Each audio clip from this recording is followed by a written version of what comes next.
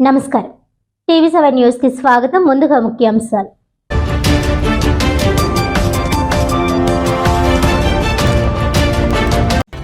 95 లక్షల రూపాయలతో కాకినాడలో doctor BR Ambedkar college boys hostel అభివృద్ధికి చర్యలు.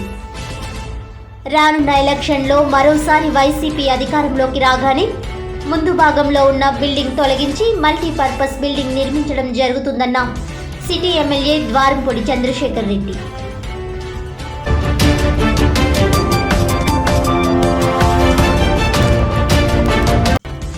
కాకినాడ సిటీలో జనసేన పార్టీ ఆధ్వర్యంలో వైసీపీ భూదందాపై యుద్ధానికి మేము సిద్ధమనే కార్యక్రమం. వైఎస్ఆర్ శంకుస్థాపనలు చేసిన స్థలాన్ని కూడా పోర్టుకి అందజేసి దుమ్లపేట మత్స్యకారులను మోసం చేసిన ద్వారంపూడి చరిత్రలో నిలిచిపోతాడన్న జనసేన పార్టీ పీఎస్సీ సభ్యులు, కాకినాడ సిటీ ఇన్ఛార్జ్ ముత్తా శశిధర్.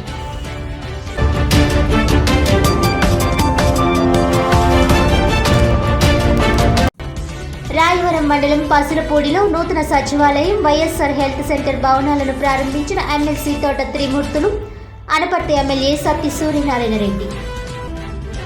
గాంధీజీ కలలుగన్న గ్రామ స్వరాజ్యం ముఖ్యమంత్రి జగన్మోహన్ రెడ్డికే దక్కిందని కితాబు.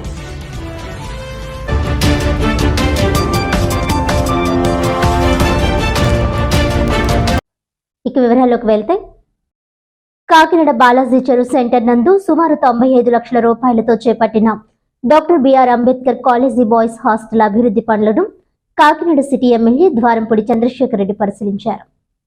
ఈ సందర్భంగా ఆయన మాట్లాడుతూ, కాకినాడ నగరం ఎంతో మంది ఈ హాస్టల్ ద్వారానే ప్రయోజకులు అయ్యారని, అందులో స్వర్గీయ స్పీకర్ జిఎంసి బాలయోగి ఈ హాస్టల్లోనే చదువుకోవడం జరిగిందన్నారు.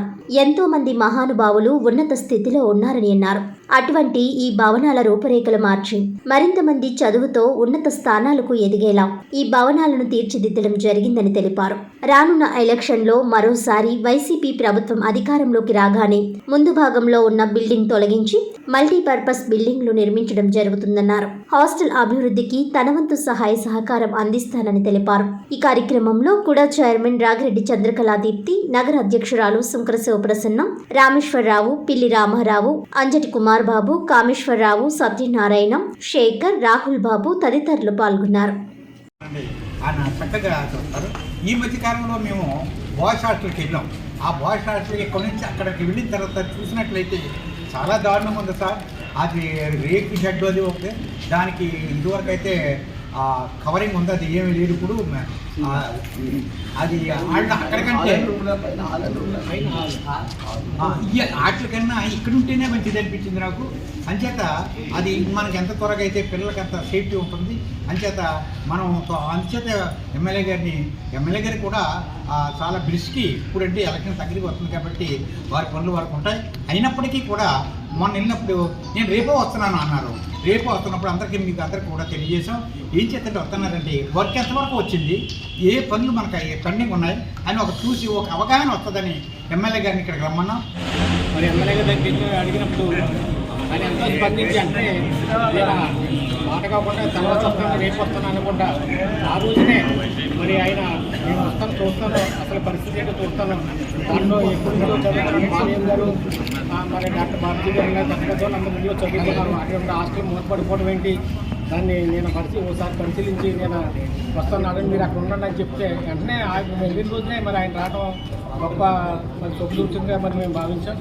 మరి వచ్చిన వెంటనే మరి అంతా పరిశీలించి మరి ఇది ఎప్పటి నుంచి ఇప్పుడు పని చేయట్లేదు అని అడిగినప్పుడు ఇలాగ 4 సంవత్సరాలు బట్టి ఇది సిద్ధంలో లేదు, మరి తీసుకెళ్ళి మరి వేరే చోట వాకిట్లో పెట్టారు అని అడిగించామని చెప్పినప్పుడు ఆయన చాలా మరి బాధపడ్డారు. ఎందుకంటే ఇది ఎంతో మంది ఇప్పటి నుంచో 100 సంవత్సరాలు చనిపోయిన హాస్టల్లో దీన్ని ఎలాగా మనం అలా నిర్వహణ చేసుకుని ఇది మన జ్ఞాపకార్థంగా ఉండాలని ఆయన అని వెంటనే ఇక్కడ నుంచే మరి ఇప్పుడు దీన్ని చేయాలంటే ఏంటంటే ఈ రిపేరింగ్ చేయాలి సార్, రిపేరింగ్ చేయండి పని చేస్తుంది. ఇది 20 సంవత్సరాల క్రితం కట్టింది, ఇంకా దీనికి ఉన్నది ఆయుష్ అయితే ఉన్నది, ఇది ఇంకా రిపేరింగ్ చేస్తే మళ్ళీ ఉంటుందని చెప్తున్నట్టు ఆయన రిపేర్ చేద్దాం. ఇది మరి పిల్లలు వచ్చిన తర్వాత మరి డైనింగ్ హాల్ కావాలి కదా, డైనింగ్ హాల్ ముందు లేకపోతే మనం ఈ పిల్లలు వచ్చినా మరి ఇబ్బంది అవుతుంది కదా, ముందు డైనింగ్ హాల్ కడదాం.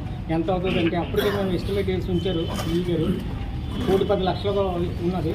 అప్పుడు సార్ ఏమన్నారంటే నేను 45 లక్షలు ఇస్తున్నాను అని అక్కడి నుంచి ఎంపీ గారికి ఫోన్ చేసి ఎంపీ గారిని అడిగారన్నమాట, ఇలాగ హాస్టల్ ఎప్పుడుతో చాలా పాతకాలం హాస్టల్, దీన్ని మళ్ళీ పునరుద్ధరించాలి, దీనికి మనకు కొంత గ్రాంట్ ఇచ్చి ఇవ్వాలి, మీ దగ్గర నుంచి మీరు ఏమైనా 50 లక్షలు ఇవ్వగలుగుతారా అని అడిగినప్పుడు ఆవిడ వెంటనే మీరు చెప్తే ఇవ్వకపోవడం ఇస్తారని చెప్పి ఆవిడ వెంటనే నేను కూడా 50 లక్షలు ఇస్తానని చెప్పినప్పుడు అది 95 లక్షలకి మరి ఎస్టిమేట్ వేసి మరి వేసిన తర్వాత మరి దీన్ని పని చేయడానికి పిలిచే ఉంటుంది 3 సార్లు టెండర్ పిలిచిన తర్వాత కూడా ఎవరు రాలేదు. ఎందుకంటే అక్కడ నుంచి మెటీరియల్ మోసుకొని పని చేయడానికి మాకు కిట్ కూడా అవ్వదని చెప్పి చాలామంది కాంటాక్ట్లో రాలేదు.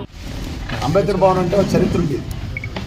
ఎందుకంటే కాలేజ్ అరెస్టులో మేము తిరుగుతున్నప్పటి నుంచి కూడా కాలేజీలు మొదలు పెట్టామంటే ఫస్ట్ టార్గెట్ ఇక్కడ పెట్టేవాళ్ళం.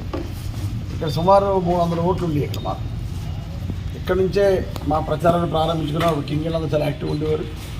సో ఇక్కడ మద్దతు తీసుకుని అప్పుడు మేము కాలేజ్ అరెస్టులో పోటీ మొదలుపెట్టేవాడు. అంత చరిత్ర ఉన్నటువంటిది. ఇందాకే చెప్పారు పెద్దలు, బాలయ్య గారు అనే మహానుభావుడు ఇక్కడ చదువుకోవడానికి ఎటువంటి హాస్టల్లో నేను మొన్న వచ్చి చూసినప్పుడు కొంచెం డెవలప్డ్ కండిషన్లో ఉంది. ఒకేసారి అన్నీ పడగొట్టేసి కట్టకన్నా ఒకటి బాగు చేయించుకుందాం అనే ఒక ఉద్దేశం మీద నిర్ణయం తీసుకుని first MPLA grant, MP grant నుంచి ఇప్పుడు ఒక హాస్టల్ డైనింగ్ హాల్ కడతాం. సో తప్పకుండా దానికి ఎమ్మెల్యే గ్రాంట్ ఇవ్వడం జరిగింది, అలా ఎంపీ గారి గ్రాంట్ కూడా ఇవ్వడం జరిగింది. నేను ఇప్పుడు ఈ గారు చెప్పాను, తప్పకుండా నేను అసెంబ్లీకి వెళ్తాను, ఈ లోపల డీటెయిల్స్ ఇస్తే ఎమ్మెల్యే గ్రాంట్ కూడా రిలీజ్ చేయాలని నేను చర్యలు తీసుకోవడం జరుగుతుంది. తర్వాత అతి ముఖ్యమైనది ఏమిటంటే అక్కడ హాలు, అక్కడ రూమ్లు బాగా పాడైపోయి లోలింగ్ అయిపోయింది. దీని తర్వాత నెక్స్ట్ మనం డెవలప్ చేసుకోవాల్సిన బిల్డింగ్ అది.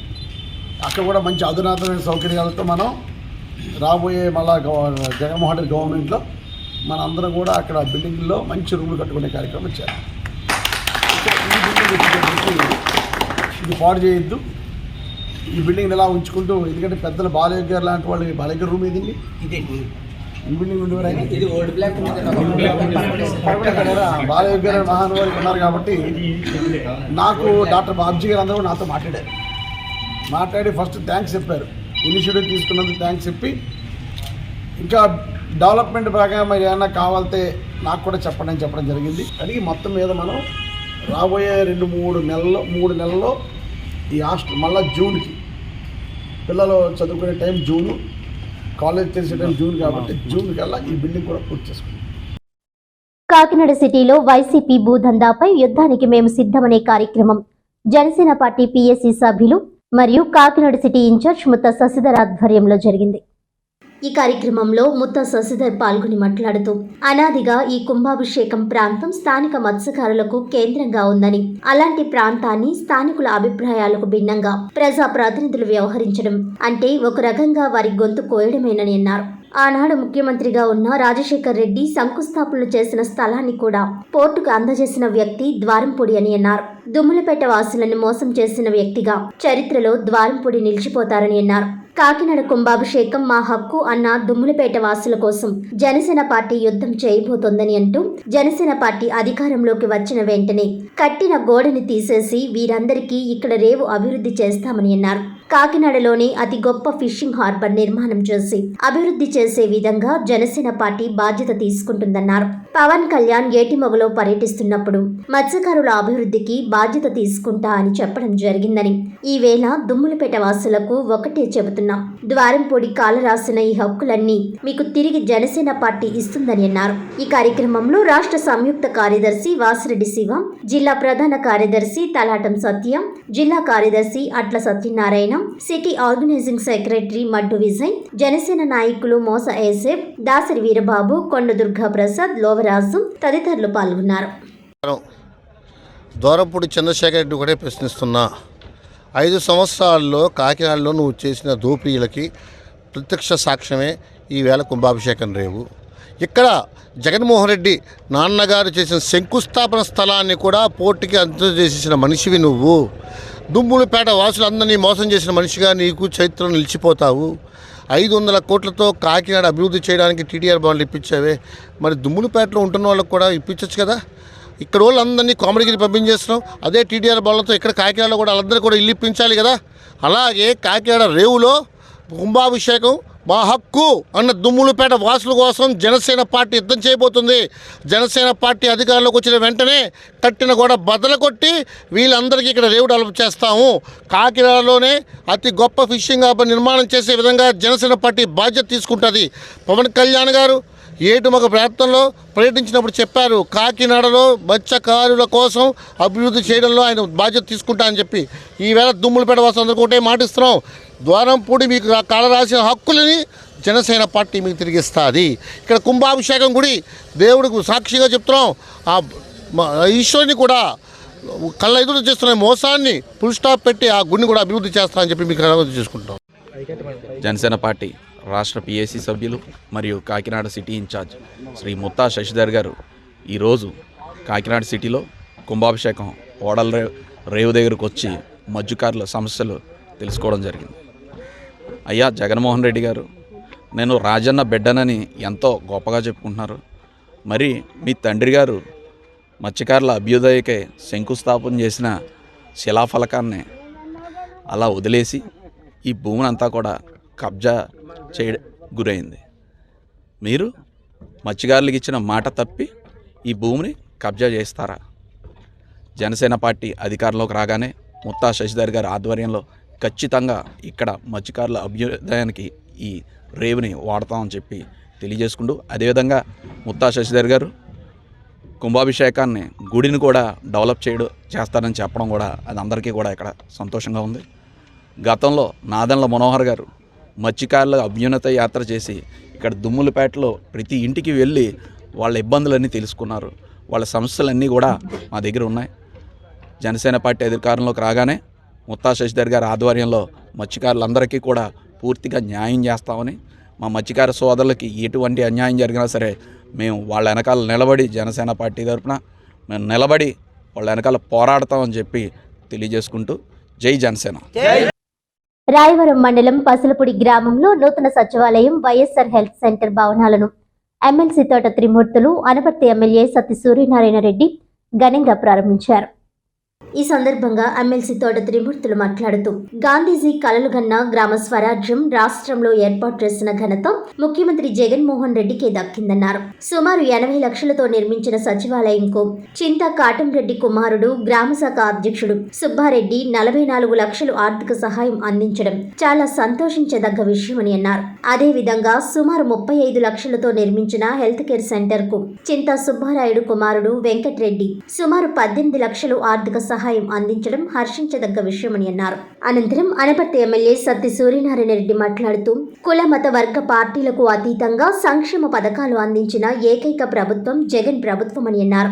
గత ప్రభుత్వ హయాంలో అస్తవ్యస్తంగా ఉన్న విద్యా వ్యవస్థను గాడిలో పెట్టేందుకు నాడు నేడు పథకం ద్వారా ప్రభుత్వ పాఠశాలలను జాతీయ స్థాయిలో నిలిపిన జగన్మోహన్ రెడ్డి ప్రభుత్వానికి ప్రత్యేక ధన్యవాదాలు తెలిపారు. సభ అనంతరం సుమారు 10,000 మందికి భోజనాలు ఏర్పాటు చేశారు.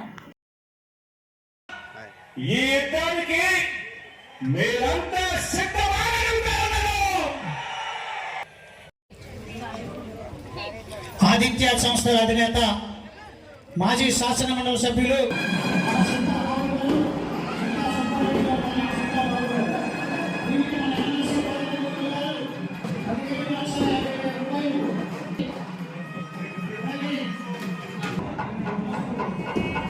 నమస్కారం పెట్టేస్తారు పైనుంచి